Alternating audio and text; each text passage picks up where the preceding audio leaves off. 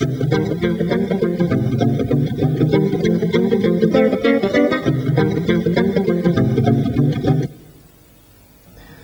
event list window is, as its name suggests, a list of events currently in use. Due to the hierarchical structures of notated logic, big word, eh? This can be anything from a folder with several tracks inside it down to the actual notes and MIDI events themselves. To highlight exactly what I mean, let's take a closer look at what the event list can display. So far we've recorded several tracks. If we click on one of the drum tracks to select it, and then select Windows Set 7, we can see the Arrange window and event list together. Remember, we configured this Windows set earlier on. Conveniently, the start of the event list is marked Start of Event List. The next entry, the first MIDI event, looks like this. You'll notice across the very top of the event list are names to describe the events below: position, status, cha, etc., etc. Let's see how this relates to the actual MIDI data of our drum track. The first four numbers, in this case 1111, give the time position of the MIDI event, normally a note. Just to give you a chance, they're situated below the word position. Now, these four numbers give an exact reference in bars, beats, sixteenths, and something called ticks, basically a 3,840th of a bar, of the position of the MIDI event.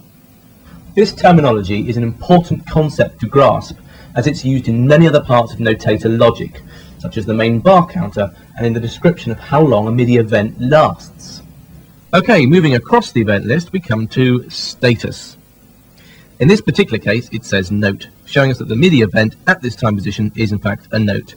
This may seem kind of obvious, but it could have been pitch bend data, modulation wheel data, volume messages, or in fact any type of MIDI data. Next, under the word cha, is the MIDI channel that this note was sent on. Just to confuse you, this has nothing to do with the MIDI channel that the sounds we're using are on. It is simply telling us that the keyboard that sent this MIDI message transmitted it on MIDI channel 1. We already know that we can redirect this MIDI data to any MIDI channel we want using the track parameter box on the Arrange window, but the original MIDI data will remain on MIDI channel 1. If you're a bit confused by this, don't worry. It only becomes important when we're looking at MIDI data from different sources transmitted on different MIDI channels. This will come later in Logic Life. Next, on our journey from left to right, comes the actual note that was played, under the word num. In this case, we can see it was a C1. Next, under val, a thoroughly nice girl apparently, is the velocity, how hard the note was played. In this case, it is 110.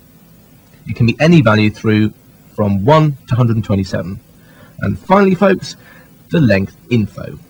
In the case of a note event, this describes its length.